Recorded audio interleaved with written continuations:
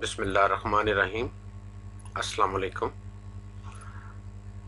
متحدہ لیگ کی طرف سے آج کی ویڈیو ایپیسوڈ نمبر 8 ولی خان بابر کے مرڈر پر پیش کی جا رہی ہے۔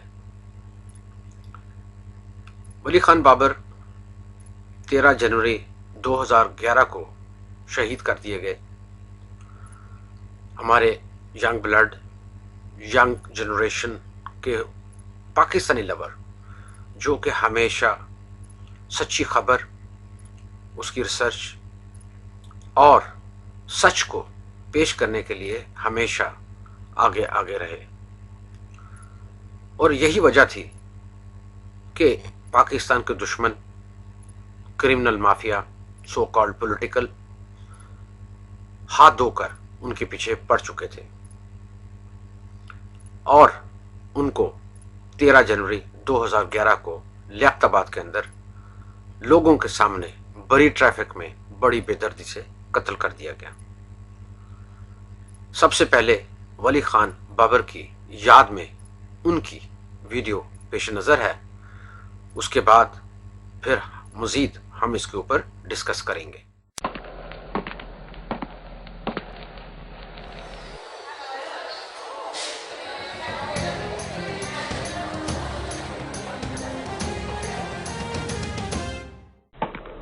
کیمرامین مزمل غفار کے ساتھ ولی خان بابر، کراچی۔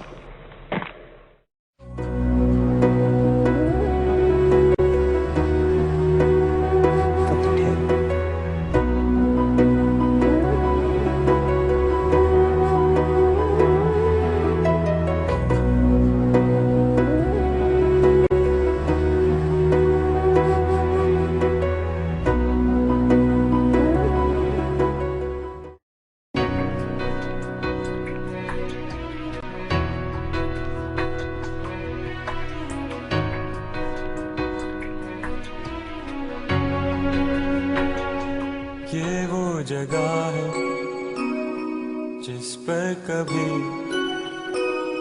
کھیلے تھے ہم تم مل کر سبھی، بیتی ہوئی ان یادوں میں، پیاری پیاری ان باتوں میں، ڈھونڈوں تجھے ہر طرف، ڈھونڈوں تجھے اپنے خوابوں میں۔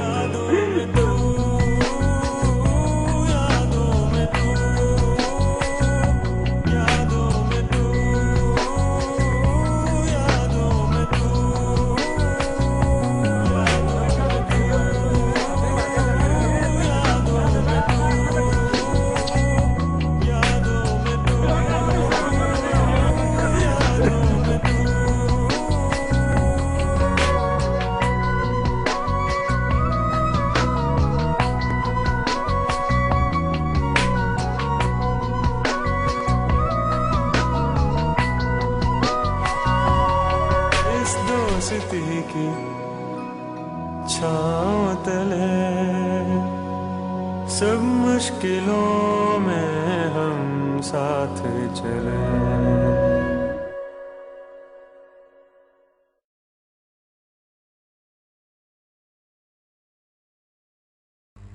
ابھی آپ نے جو سلائیڈ دیکھی اس میں ولی خان بابر کے جو مرڈر ہے اس کی وجوہات کے 3 پوائنٹ میں نے لکھے ہیں۔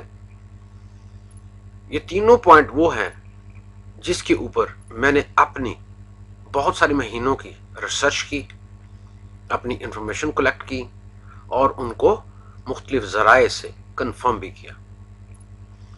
حقیقت کچھ ایسے ہے کہ متحدہ الطاف حسین کا مافیا ہمیشہ مفاد کے لیے کام کرتا ہے، کرتا رہے گا جب تک کہ ان کو ختم نہ کر دیا جائے۔ اب متحدہ جب گورنمنٹ میں آئی، انہوں نے دیکھا کہ بہت سارے کرمنل لوگ سرکاری زمینوں پر، ایون لوگوں کی زمینوں پر قبضہ کر رہے ہیں، تو یہ بھی میدان میں کود پڑے۔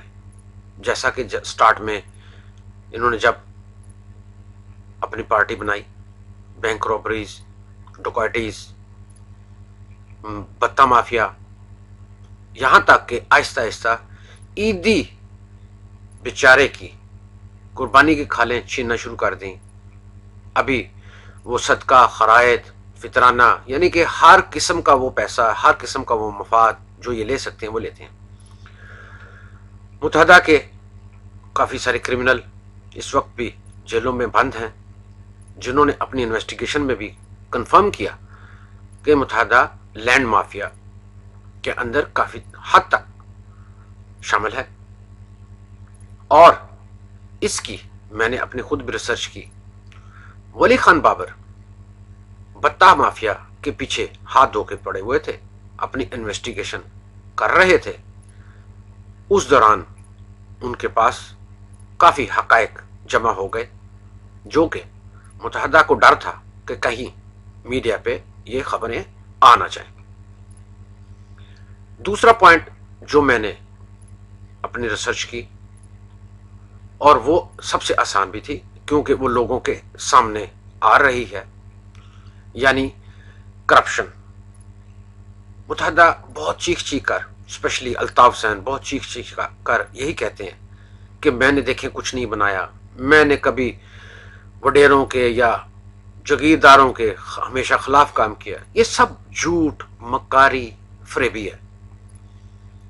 आप खुद सोचिए कि एक वो शख्स हुंडा 50 पर घूमने फिरने वाला, और पेट्रोल भी कई दफ़ा डलवाने के पैसे नहीं होते थे, आज वो करोड़ों की प्रॉपर्टी का लंदन के अंदर मालिक बना बैठा है।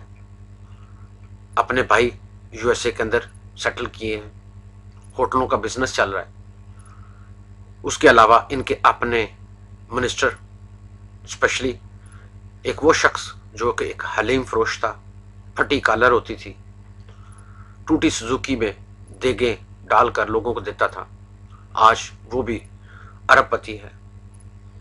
और बहुत सारे कमाल जिन्होंने अच्छे कमाल किए कत्ल गारत में भी, फिर अपने आप को एक हार्ड वर्कर शो करने के लिए कराची के अंदर काम भी किया, लेकिन उसके साथ साथ अपना माल भी बनाया। तो इसी तरह इनके और भी लोग हैं जो कि नेशनल असेंबली के अंदर बैठे हुए हैं, और उनमें से कुछ ऐसे भी हैं जो इंतहाई ईमानदार, मेहनती, पाकिस्तान से मोहब्बत करने वाले, लेकिन मुत्तहदा से वो डरते हैं, इसलिए वो ऊंची आवाज़ में या पब्लिकली बोल नहीं सकते। लेकिन वो मेरे ज़रिया हैं, मैं उनका अभी नाम लेना पसंद नहीं करूँगा, वरना नहीं तो उनको भी किसी दिन बोरी के अंदर बंद कर दिया जाएगा।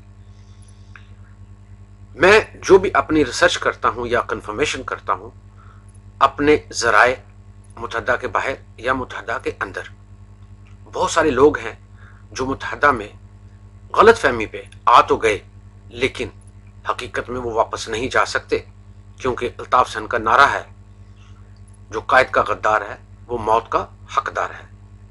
तो लिहाजा इतनी मिसालें हमारे सामने हैं कि जिस किसी ने भी कोशिश भी की ओपनली या खामोशी से मुत्तहदा छोड़ी, वो आज दुनिया में नहीं है।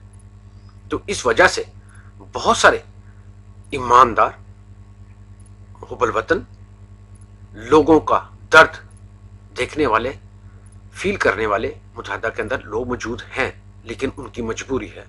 जैसा कि आपको मैंने पहले एक्सप्लेन किया एक दफ़ा कि मुत्तहदा के दो ग्रुप हैं, एक है मफाद परस्त और एक है डरपोक। तो ये वो लोग हैं जो मेरे दोस्त भी हैं, मेरे सोर्सेज भी हैं, वो बेचारे ऊंची आवाज़ में बोल नहीं सकते, लेकिन वो इंफॉर्मेशन लगातार प्रोवाइड करते हैं।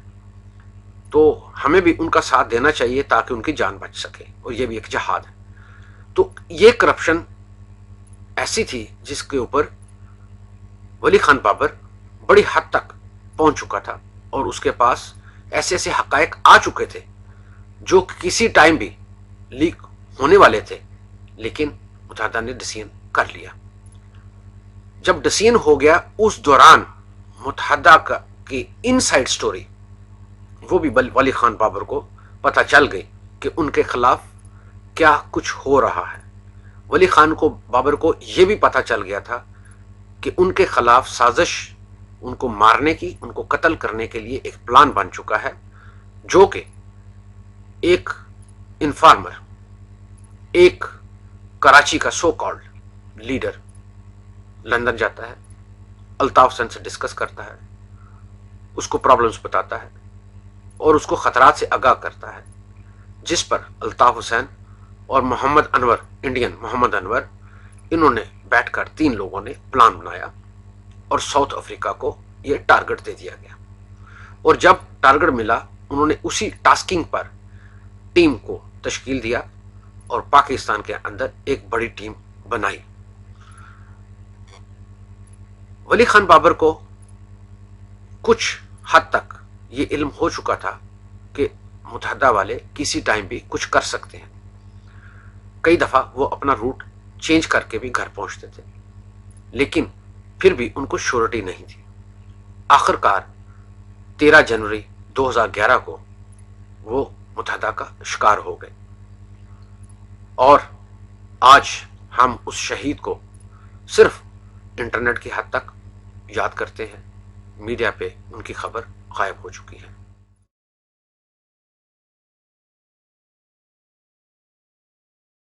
کام سر انجام دیا؟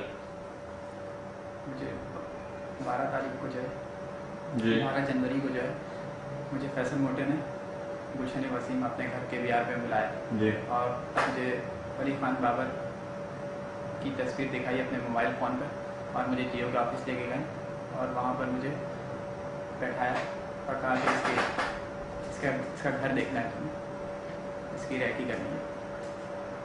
وہاں پر میں تقریباً 3 سے 4 گھنٹے اس دن بیٹھا رہا، تو اس دن نہ ہی مجھے اس دن گاڑی نظر آئی اور نہ ہی ولی خان بابر نظر آیا۔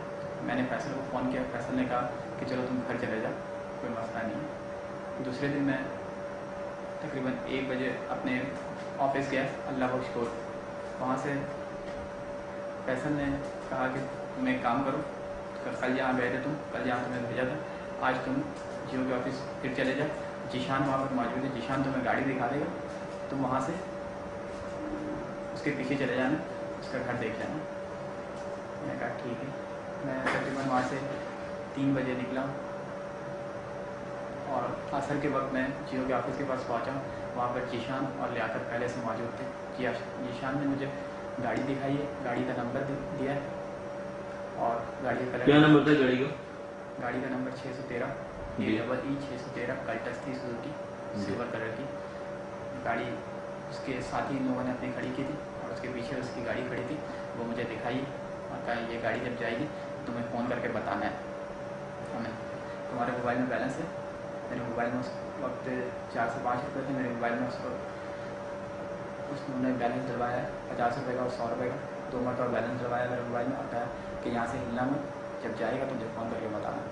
تقریباً 8:30 کا وقت ہو رہا تھا جس ٹائم ولی خان بابر اپنی گاڑی میں بیٹھ کر جانے لگا۔ میں نے جیشان کو فون کر کے بتایا، کیا ٹائم ہو رہا تھا؟ 8:30 کا، جی تقریباً 8:30 کا وقت ہو رہا تھا جس ٹائم ولی خان بابر اپنی گاڑی میں بیٹھ کر جانے لگا۔ میں نے جیشان کو فون کیا، کہا کہ وہ اب جا رہے ہیں، تو جیشان نے کہا چلو تم فیصل موٹے کو بتا۔ فیصل موٹے کو میں نے فون کیا، فیصل موٹے کو بتایا، فیصل موٹے نے کہا کہ ٹھیک ہے، تم یہ کس راستے سے آ رہا ہے؟ میں نے کہا راستہ تو کنفرم نہیں ہے۔ بولے تم مجھے بتاتے ہو، لوکیشن بتاتے ہو، میں تمہیں بتا دوں گا۔ میں وہاں سے فیصل موٹے کو مسلسل رابطے میں تھا، فیصل موٹے کو میں ان کی لوکیشن بتا رہا تھا۔ صدر کا ایک علاقہ ہے جہاں پر ہلکے ٹھیلے لگے ہوئے تھے ایک لائن سے، وہاں پر ولی خان بابر نے اپنی گاڑی روکی تھی۔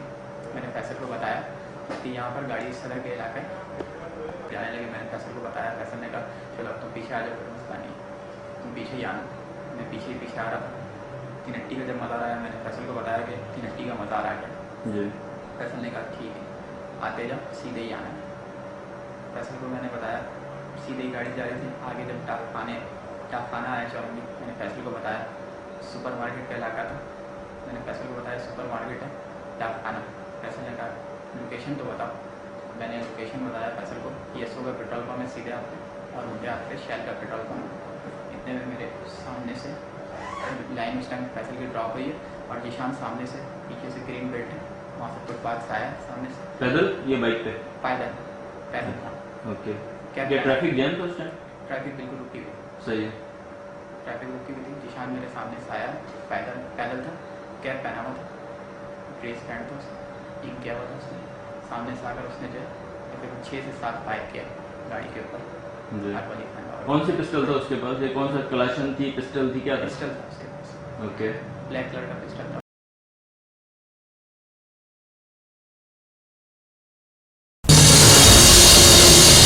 रक्षा पुलिस के मुताबिक क्लिफ्टन में सी व्यू के करीब आज सुबह सवेरे चेकिंग के दौरान पुलिस ने 6 मोटरसाइकिल सवार मुल्जमान को रुकने का इशारा किया। इस दौरान मुल्जमान ने फायरिंग कर दी। पुलिस ने भी जवाबी फायरिंग की। मुकाबले के दौरान 2 मुल्जमान राशिद उर्फ चैम्बर और लियाकत अली जख्मी हुए। पुलिस एहलकार मलिक वक्कास को भी गोली लगी, जबकि 4 मुल्जमान फरार हो गए। जख्मियों को तिब्बी इमदाद के लिए सिविल अस्पताल लाया गया, जहाँ लियाकत हलाक हो गया। पुलिस के मुताबिक मुल्जम लियाकत अली जियो न्यूज के रिपोर्टर वली खान बाबर के कत्ल का मरकजी मुल्जम था। गुज़िश्ता समात पर इंसदाद दहशतगर्दी की खुसूसी अदालत ने इस केस में लियाकत अली को इश्तिहारी करार दिया था। वली खान बाबर को 13 जनवरी 2011 को दफ्तर में काम खत्म करके घर जाते हुए लियाकताबाद में कत्ल कर दिया गया था। इस वारदात में मुल्जम लियाकत अली की गाड़ी भी इस्तेमाल हुई थी।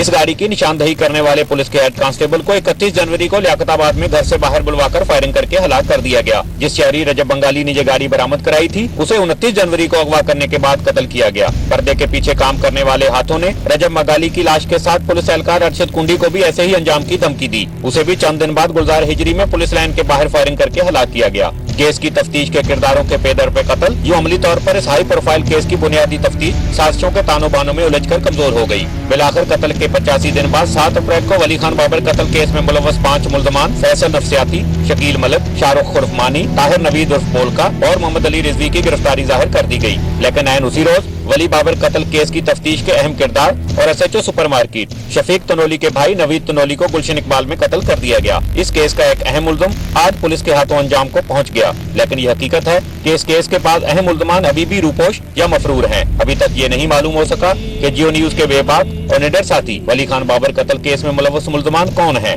और उनकी पुष्पनाही कौन।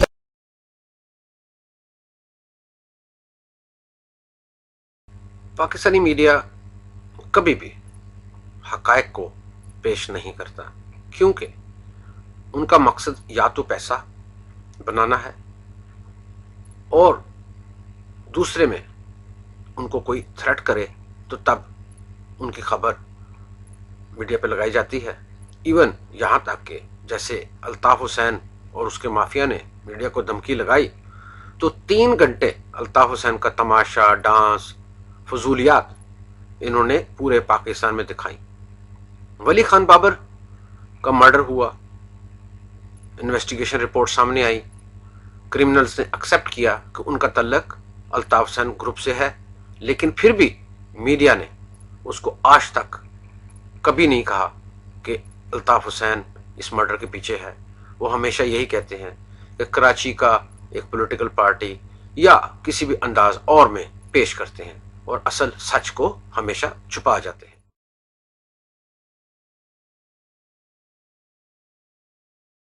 मैं अपनी माओ, बहनों और पाकिस्तानी आवाम से सिर्फ ये रिक्वेस्ट करता हूँ और पूछता हूँ कि क्या जुल्म के खिलाफ आवाज़ नहीं उठानी चाहिए? अगर हम आज भी एक दूसरे के साथ हाथ में हाथ पकड़कर जालिमों के खिलाफ खड़े नहीं होंगे तो हमेशा हमें इसी तरह अल्ताफ हुसैन और उसका माफिया और इस जैसे दूसरे भी क्रिमिनल माफियाज हमें बोरियों में बंद लाशें देते रहेंगे। और कब तक हम इन प्यारों के जनाजे उठाते रहेंगे, मासूमों के जनाजे उठाते रहेंगे? खुदारा मेरी आप सबसे अपील है कि एक साइड पे हम कहते हैं कि जुल्म के खिलाफ आवाज़ उठानी चाहिए, तो लेकिन वो आवाज़ क्यों हम दबा के बैठे हैं?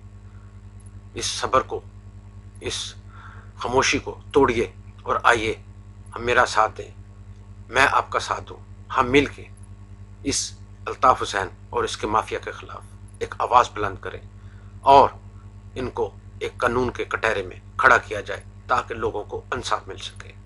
आज की वीडियो के बाद आपको नई वीडियो मिलेगी जो कि अल्ताफ हुसैन की बीमारी पे बनाई जा रही है और उस पे आपको और भी हकायक और हकीकतें जो सच्चाई हैं वो सामने आएंगी। आज के लिए काफ़ी, मुझे इजाज़त दीजिए। खुदा हाफिज़।